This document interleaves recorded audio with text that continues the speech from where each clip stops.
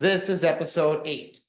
Today is Thursday, October 24th, and for those of you attending the forum online here in Western New York, it's a chilly day that started out gray, but has become blue and bright. But inside Nevins Theater or the Powell Campus Center, it is warm and cozy, and the coffee and tea are hot and free. Before starting, we have a few announcements. First, next Thursday's forum will be given by Emeritus Professor of History, Gary Oshbrauer. Gary's talk will be on the upcoming election, the most important in American history. His words, though I personally find it hard to disagree. There are some other events this week to announce, but what do beans, bananas, and business all have in common? They are the topic of a course in Costa Rica led by the College of Business. This course will travel to Costa Rica during spring break in the spring semester. Oh, the hardship, and will run during the A block. Contact Professor Gunn for more details. There is a call for exhibition proposals for the Fosdick Nelson Gallery. The deadline is November 8th. Send an email to Haynes, that's HANES, @alfred.edu for more details. The AU Pep Band is looking for more members to play at football games. Contact Dave Snyder at SnyderD, that's SNYDERD @alfred.edu. Likewise, contact Dave if you're interested in a free subscription to the Alfred Sun. All day today and tomorrow, there is an auction and raffle to support artists and craftspeople of Western North Carolina. This is to help recovery from Hurricane Helene and will be held in the Scholes Library. Finally, today's forum will be given by Corey Facteau, Assistant Dean of the College of Liberal Arts and Sciences at AU, and the title of the talk is The Art or the Artist, Where is Anna Mendieta? The floor is yours.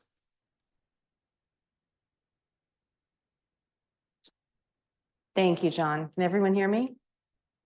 All right, I don't seem to have access to kill that little turn up volume button. John, I'm wondering if that's something you can close from your end.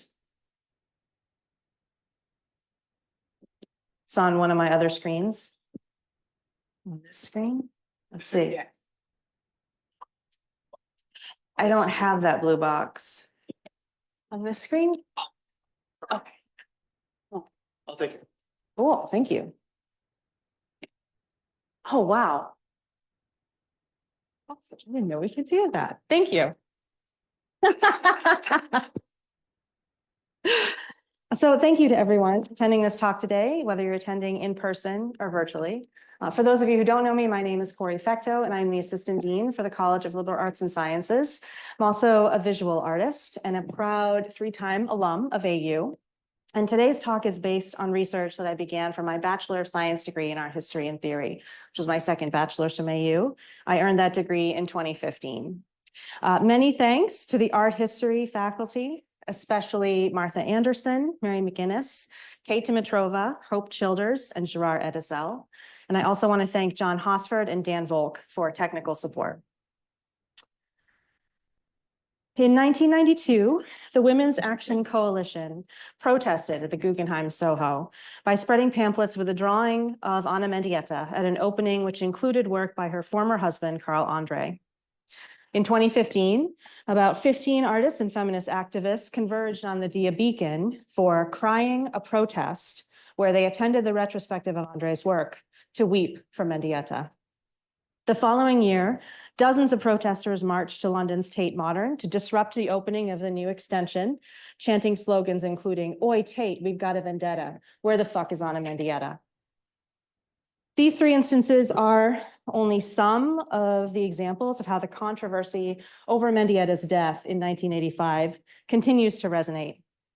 In 1990, Robert Katz published a book titled Naked by the Window, The Fatal Marriage of Carl Andre and Anna Mendieta. In 2022, the first season of Helen Molesworth's Death of an Artist podcast featured Anna Mendieta's life story, with heavy emphasis on her death and its aftermath.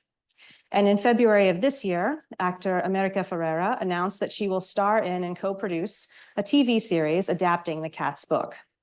The series will also be titled Naked by the Window, and I believe it is currently in production. While the circumstances of Mendieta's life and death have captivated the art world and the public since the mid-1980s, her body of work has steadily gained prominence. Today, I want to share Ana Mendieta's artwork with you to explore why that work has influenced generations of artists, including the one giving this talk. Does it work?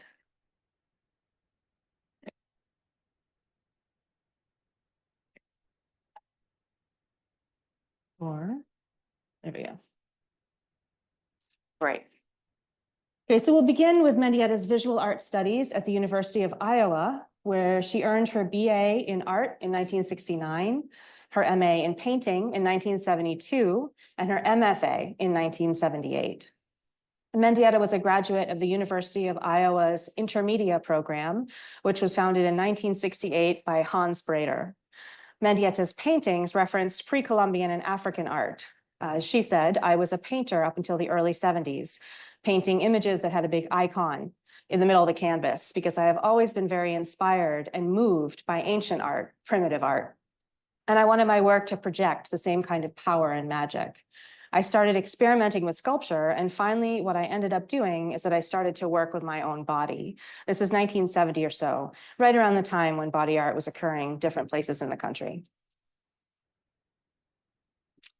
These initial body works were influenced by performance art, Viennese actionism, and feminist art, as well as by Mendieta's Cuban heritage. In this slide, we see Mendieta's chicken piece, the still from that film.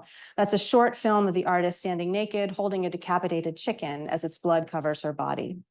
This piece and other early 1970s photography, film, and performance works like Body Tracks or Blood Sign or Señal de Sangre directly reference Santeria.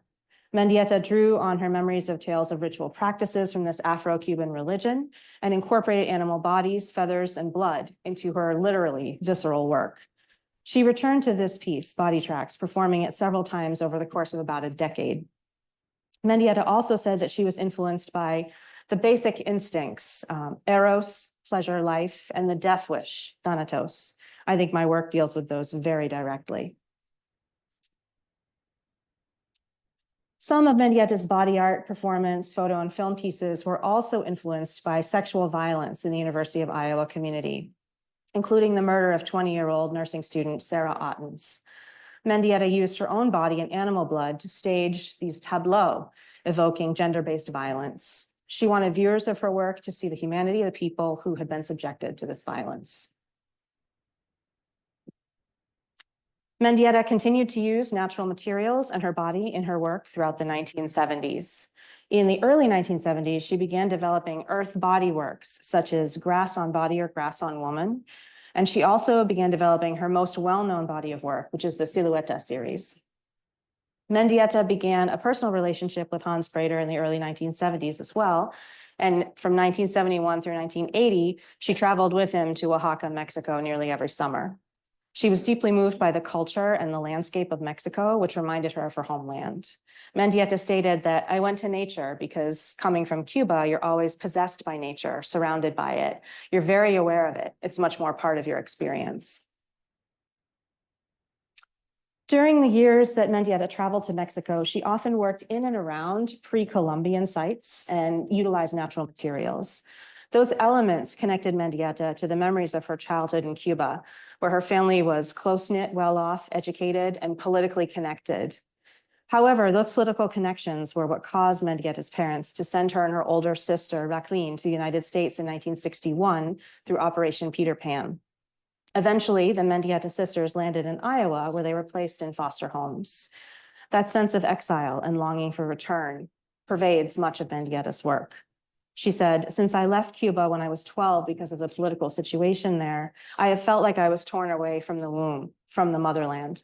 That is one of the reasons why I have gone back and worked with nature, trying to recapture that." Whether she was working in Iowa or Mexico, Mendieta continued creating Silueta works throughout the 1970s. These works were displayed as photographic or video or film documentation. In the mid-1970s, Mendieta also used fire, smoke, ash, gunpowder, and other flammable materials in her works. She was attempting to create a smoke silhouette that would briefly hang in the air before dissolving. But she also used fire, as she explained, as a way of asserting, but I also like the burning thing in terms of fusing. Fire has always been a very magical thing for me. And you can see in this one, this is a bamboo frame with fireworks outlining the artist's silhouette. So she moved vertical for this piece. Whether she was working in Iowa or Mexico, Mendieta continued creating silhouette works throughout the 1970s. These works were displayed, oh, sorry, I already read that one. The figure represented in the work here is Mendieta herself. She stated, "The works have a reference to my body. After I'm not in the work anymore physically, they are my size and shape."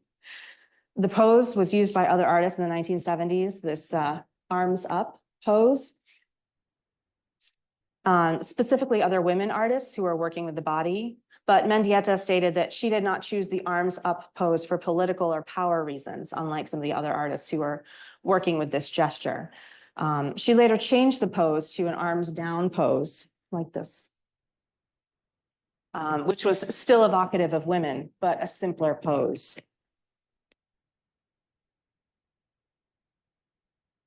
Some scholars think that Mendieta's work is connected to other 1970s feminist works that reference the great goddess or the divine feminine, or this idea that there is something inherently sacred, natural, and powerful about women.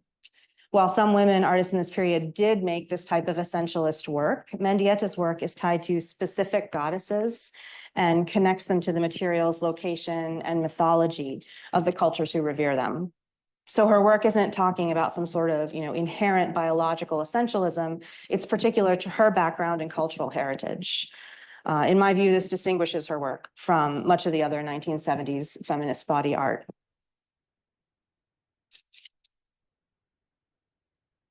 So looking further into that initial silhouette pose with the arms up, Mendieta clarified that the reason why I had the hands up was that it was like laying down into the floor like this, like a way of going into the earth. It didn't have any other connotation.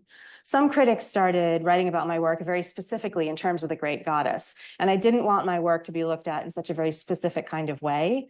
I felt that the hands were not really necessary anyway. And I'm glad that it happened. I think the work now, with the arms down pose, has much more possibilities. So I wanted to take, let's see if we have some time.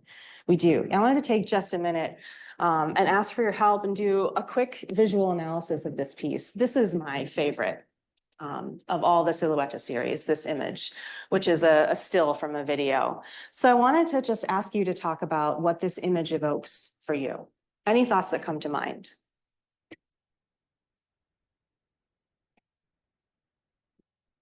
Yes. It makes me think of something. I just asked if it's.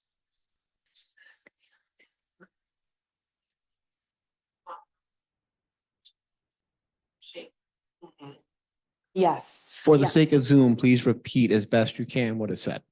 So the statement was that this made me think of things flowing over you or washing over you. And Beth Johnson, the questioner, clarified that this is an image of sand, not snow or stone. So this is a silhouette that is dug into the soft sand of the beach near the tidal barrier. And as the tide is coming in, the red pigment that has been placed inside the silhouette is beginning to wash away. Okay, other thoughts? Yes. It's.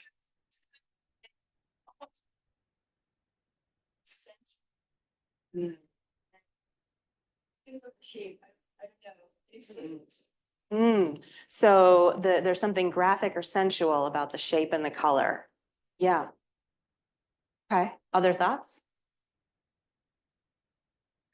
Yes. My first thought was. Okay, so it looks like a mermaid. All right, back row. Looks to me like life emerging. Yeah, so all of those things, that generativity, that connection to the earth, that sensuality, the color red and all of the things that it evokes. This image was created on a beach in Mexico. So it is specifically also talking about that Latin American place and heritage. It's using that red pigment is also evocative of blood and other flowers and other substitute materials for blood that Mendieta used to evoke Santeria. So we've got all of those layers and all of that history.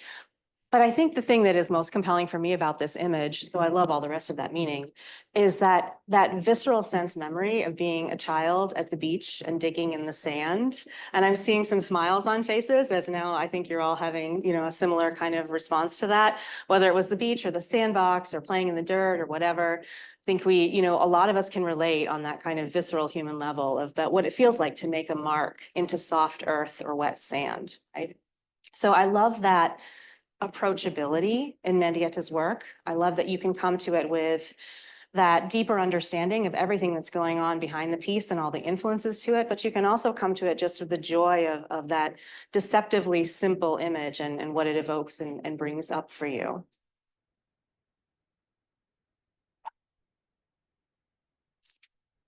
So Mendieta visited Alfred in 1981 to give an artist talk and create a piece, and more on that later. I have a treat for you at the end of this talk.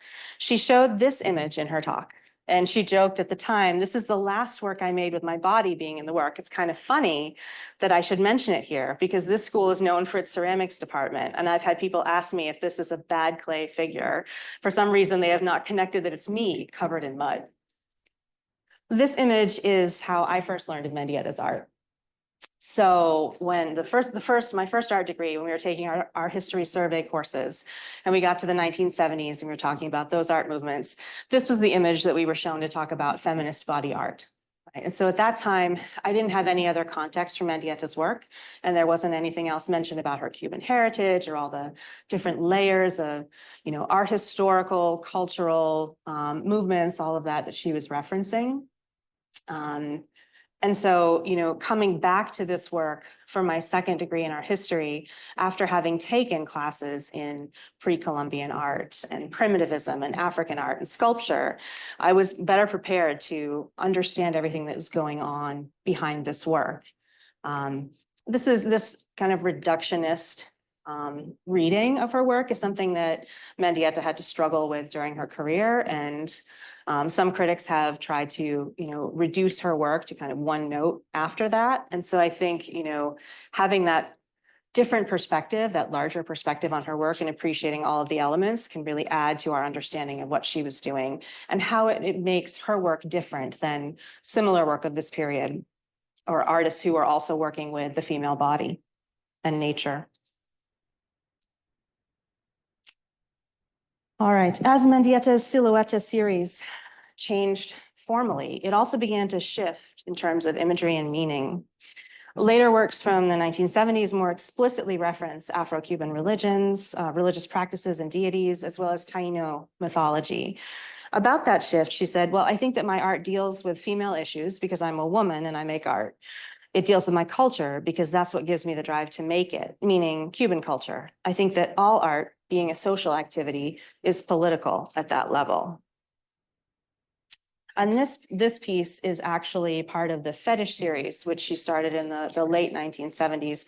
You can see here how explicitly she's referencing those religious practices, ritual, by creating these figures which are similar to the Silhouette series, but then, changing them through other additions or markings.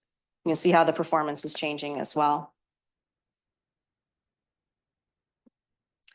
So this formal evolution continued, and Mendieta explained, in the early work, I think you can see that the work is very much on top of the ground. And as the work goes on, it becomes much more integrated with nature, and you can't really separate it. In some cases, it's camouflaged. As Mendieta began to shift her practice from the Silhouette series, her work sometimes moved from the ground to vertical surfaces of caves or cliff walls. She stated, "I don't consider my work to be process art. I consider it to be sculpture at this point." This piece includes both that integration and verticality, even to the point of being a bit difficult to distinguish from its surroundings. So I can see Mendieta's confidence as an artist increasing in the evolution of her more obvious earth body pieces from the early 1970s, especially the silhouettes where Mendieta is photographed, to pieces like this one where the human form is kind of suggested or implied or gestured at rather than stated. Right? This piece feels more playful to me, more conversational with its surroundings and the natural rock formations. And the disappearance of the artist from her work, I think it shifts her from artist as subject to artist as collaborator. I think that her ties to the earth, prehistory, and art history are actually strengthened by her removal, taking her body out of the work.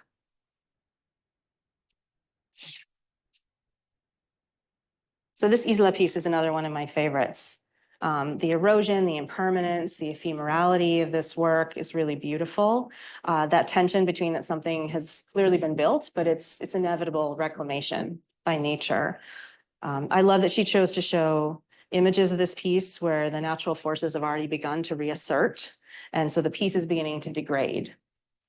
Decay is something that I use in some of my work. When I make pieces using natural materials, they change from the moment of their creation to, the inevitable dissolution of the piece. That process is really powerful, and it reminds me, that I'm not in control as a maker. Right? And so I think that that requires a lot of trust, a lot of faith. And there's something very powerful about that surrender too, as a maker, where you're letting go of trying to have everything the way you exactly want it and embracing the inevitable change.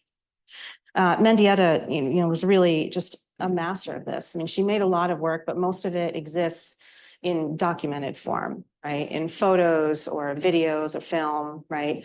A lot of her pieces, especially from the Silhouette series, she created them on site and then documented them and then let the natural elements reclaim them. So this is what I wrote about, this tension, in my bachelor's thesis, which is titled Disappearance, Presence and Absence in Ana Mendieta Silhouette series.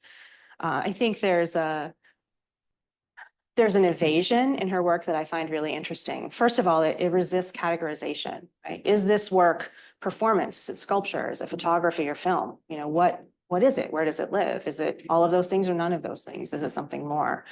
But I also think the change from deliberately including her body into the work to gradually removing her body from the work, relates to a similar increase in confidence and that ability to let go of that control and to, let the strength of the work stand on its own. And so I think, there's some interesting questions that the evolution of Mendieta Silhouette series in particular asks. Like, is it still earth body work if the artist's body is no longer in the work at all? And I wanted to just share with you really quickly one observation by Mi-Wan Kwan. The rest of the quotes in this talk are all Mendietas from her Alfred talk in 1981. But Mi-Wan Kwan is this really, really beautiful article on Ana Mendieta's work, where she compares the Silhouette series to souvenirs, right? Where it's not the object itself, it's not the experience of itself. It's a token that transports you to the memory of that thing. So it contains, both that reminder of the event and the nostalgia for the event. And, it's an artifact, but it's also that sort of tool back to that experience. As Kwan put it, she talks about the double void, right? The missing body in the image and the missing event of the image. And so there's something going on here with that revealing, concealing, with showing us, making deliberate choices about what to show us and what to conceal from us, and how to invite the viewer in specifically to parts of this experience of making the work. So in 1980, Mendieta was finally able to return to Cuba, where she created a series of carvings into soft limestone caves, which had significance as gathering spaces and areas of refuge to both the Taino people and to more recent political revolutionaries. These sculptures were named for Taino deities, and they mark the development of, political, cultural, and historical content in Mendieta's work. In the early 1980s, Mendieta began to reincorporate two-dimensional works into her practice of performance, video and film and photography, while still using natural materials. So this Imatogram series is painted on bark paper, which was created by the Otomi people of Mexico using traditional methods. And this work further explored the symbolic language that Mendieta was developing both in two-dimensional and three-dimensional forms, while foregrounding nature and natural materials. She also created works that live in the margins of 2 dimensions and 3 dimensions, like this image. This is a photograph of an earthen sculpture. And this really lovely drawing on a leaf. I was fortunate to see this one in person in New York several years ago. It's stunning. The symbols in Mendieta's work drew from her art historical studies. As she said, my work is in the tradition of a Neolithic artist. This piece is also really meaningful for me because my own work utilizes natural materials, and my work doesn't have the same cultural resonance as Mendieta's because our backgrounds are very different. But I also make work about nature and our connection to nature, the experience of being human and being in nature, and that meditative moment, our connection to the natural world.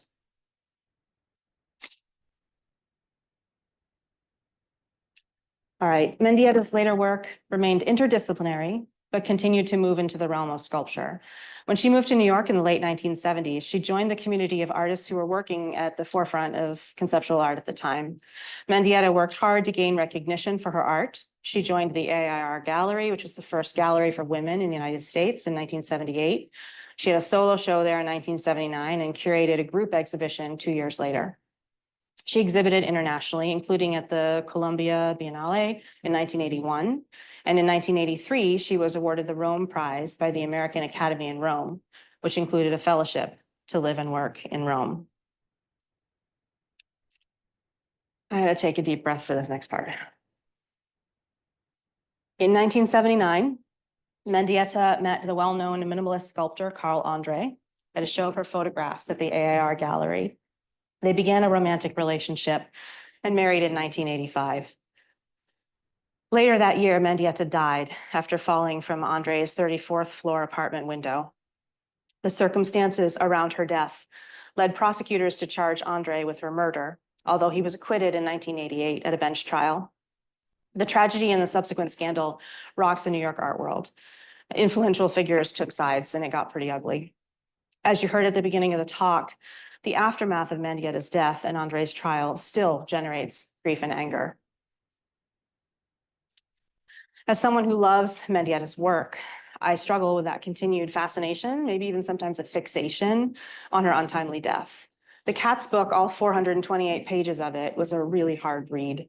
And the Molesworth podcast was criticized, I believe justly, for its kind of true crime sensationalism.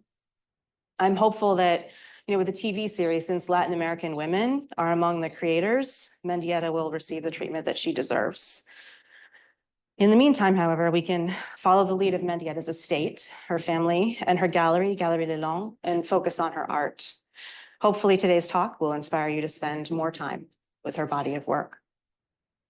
So to that end, I will close, assuming the tech is kind, and it is.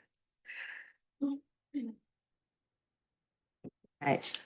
This is the video of Ana Mendieta making a piece in Alfred in 1981 when she visited the School of Art and Design to give an artist talk. I was very lucky to have a primary source document available while writing my thesis. The talk is also on the first half of this video, and you can see the slides she showed and hear the audio. This video has no sound. All the Mendieta quotes, as I said, from today's talk are from that artist talk in 1981. And many of them are paired with the works that she showed then. The video is available in Scholl's library, thanks to John Hosford. And I transcribed the talk as well because it's a little bit hard to hear. So if you want to, you can have the transcription and the video and follow along with that talk. So I'm going to take your questions now, but please note that I am not going to answer questions about her death or the aftermath of her death, but I will very gladly take questions about her work. Thank you, everyone.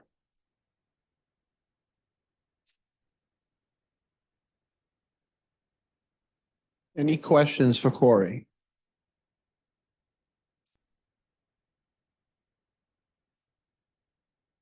How does she end up in Alfred?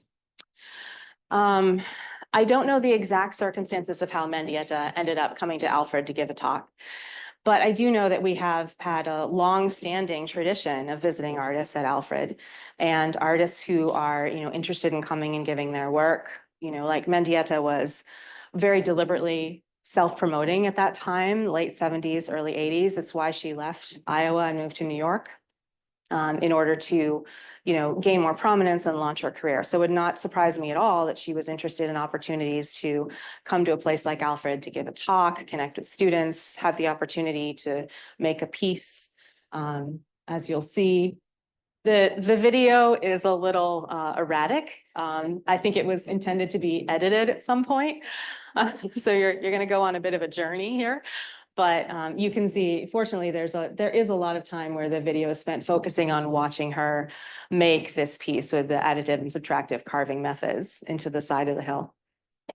Did that answer your question, Sandra? Where on campus is this? I don't think it's on campus. I believe it's in Alfred Station, but I'm not sure exactly where. If anyone who was there in 1981 at the talk or around at that time has any information, I would love to hear more about that. I still think 1981 was 20 years ago, but we were doing the math before the talk, and it is 43 years ago, right? So it was a while back, but I bet someone remembers. Right behind you, right behind you. You might want to talk to Diane Cox. She may know where this site is, but I think it's on a riverbank. It might be like the Ledges or something, I think it's called. But I know there has been a lot of intrigue and trying to figure out the exact spot. So, but she may know. Thank you, Coral. Yeah, Diane Cox is a great idea.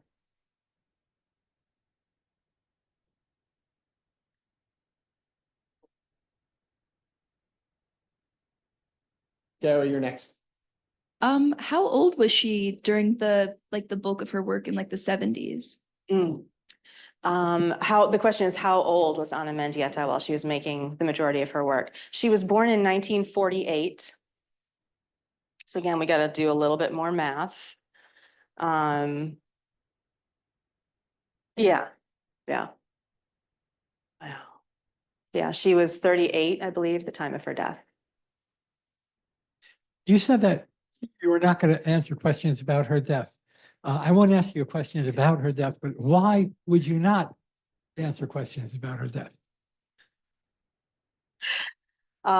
So this is as close as you can get, Gary. But I will say the reason I'm not going to answer questions about Mendieta's death is that I believe that subject has been covered and sensationalized, and I don't have anything to say about it. I don't find it interesting or relevant. I'm fascinated by her work.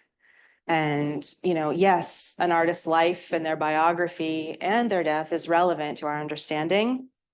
But unfortunately, the drama and controversy surrounding Mendieta's death, I think, threatens to overshadow her work. I have been really delighted to see Mendieta really coming into the canon a lot more since I first learned about her, and even since I first began studying her in the past, decade. So I think it's great that we're focusing more attention on her work, that she's gaining kind of her rightful influential place.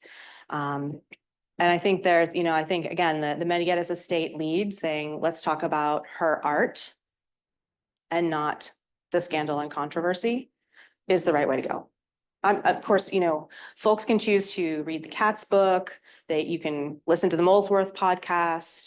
There's going to be that TV series at some point, right? There's plenty of ways to engage with information around her death if that's something you want to do. No judgment. It's just not something that I'm interested in. I don't think it has much scholarly relevance as we're looking at her work.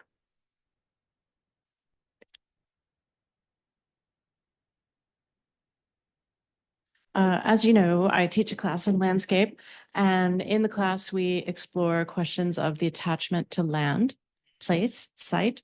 And so did Anna herself talk at length or give any ideas about attachment to land? Because as you point out, she traveled to her homeland, Cuba, where she was indeed born.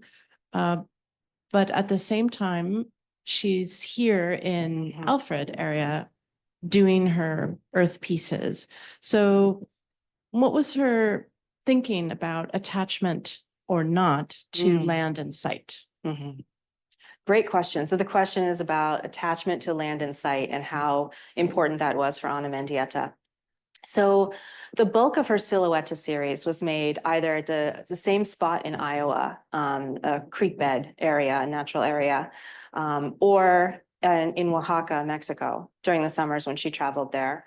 But as you can see, you know, when she traveled anywhere, she took the opportunity to make work using the landscape.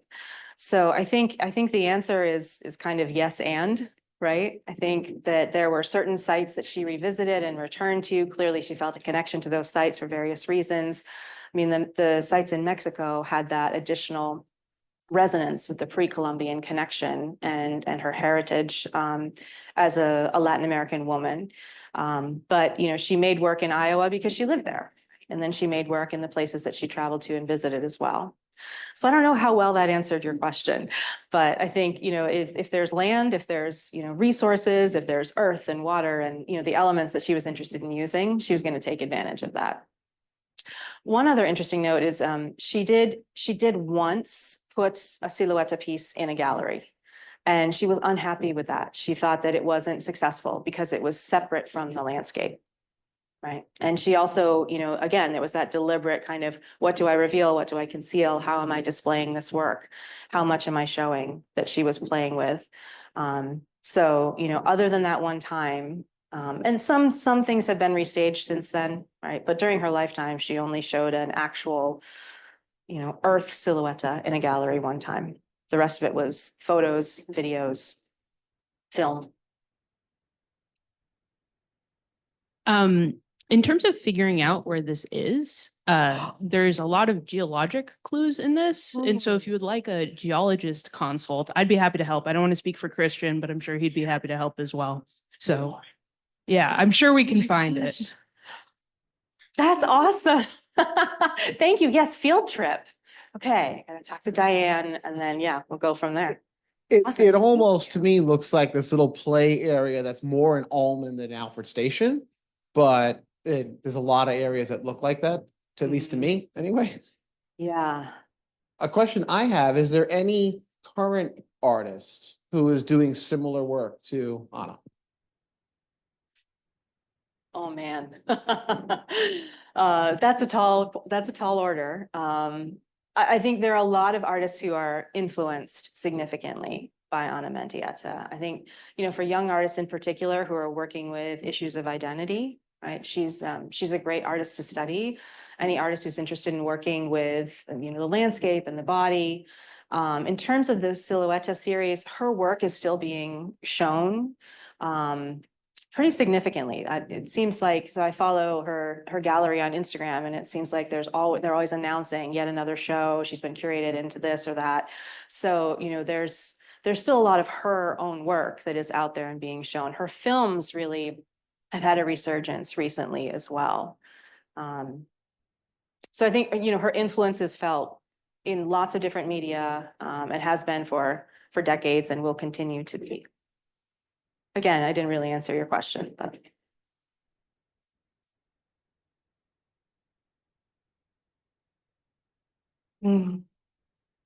In terms of like what you've shown here, how wide is her body of work and where can we find it if we're interested in looking further into her as an artist? Thank you. Good question. So, the Mendieta estate, which includes, among other family members, her sister Racqueline and her niece, Raquel Cecilia Mendieta, they've been working on a documentary. And so that, you know, that will be a great way to reconnect with, you know, her life and her work and her project. But her work has been, you know, collected by a number of major museums.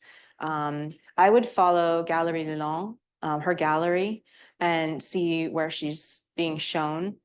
A few years ago, I went down to New York to see, they actually, in the gallery in New York, they had a show of her pieces, and they also include some artifacts from her life. So I got to see her diary. She wrote a lot. She wrote a lot of kind of meditative, reflective writing and some poetry as well.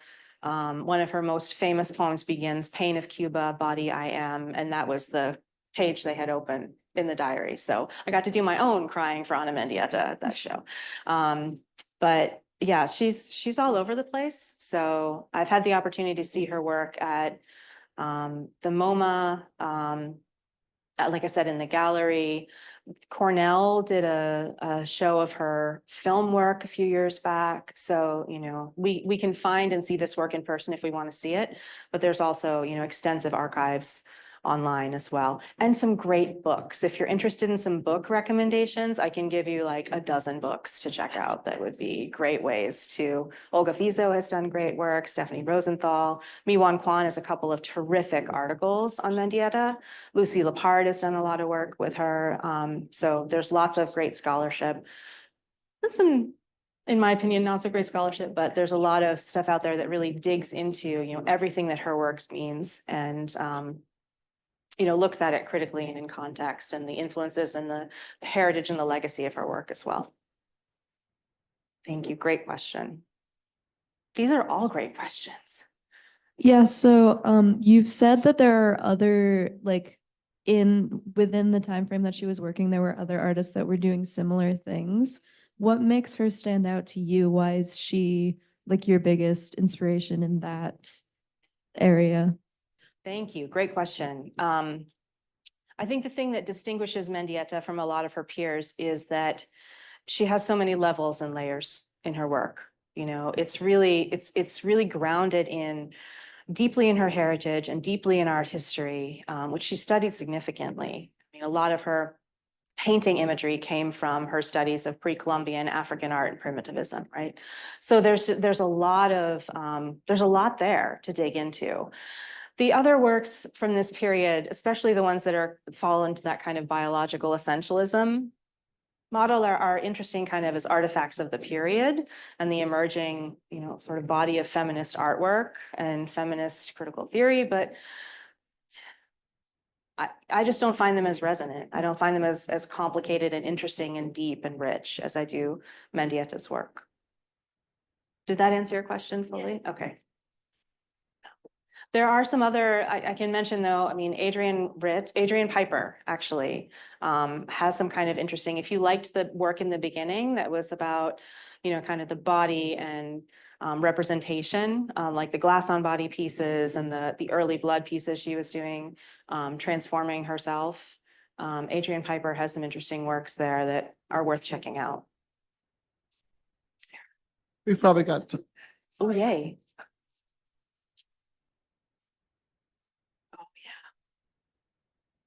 Yeah. Francesca Woodman, her wonderful photographs, really psychologically rich and beautifully done too. Thank you, Sarah. Thank you so much, Gori, for the talk. And also I wanted to point out the major difference as well between Ana Mendieta's approach to landscape. Because at the time you had, you know, Robert Smithson and all the land art guys with their big bulldozers coming in and cutting up the land and sculpting it with machinery. And here you see Ana Mendieta gently kind of carving and picking away, and it's a much more direct connection of the human with the landscape. So I think at that time of making this in the 70s, that's why she kind of stands out as well amongst that. So it's not just the body art, but it's also the land art. Yes, thank you, Coral.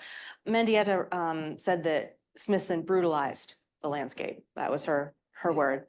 Who was the artist who made A Line Made by Walking? The British artist, Richard Goldsworthy, I think, has similar, but yeah, Richard Long.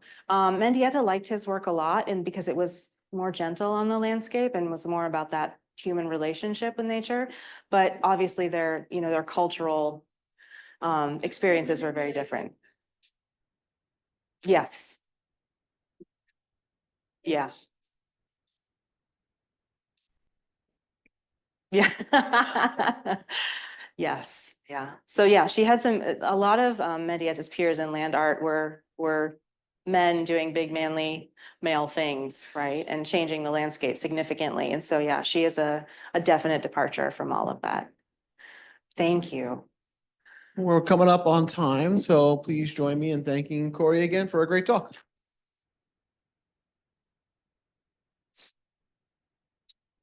see everybody next week.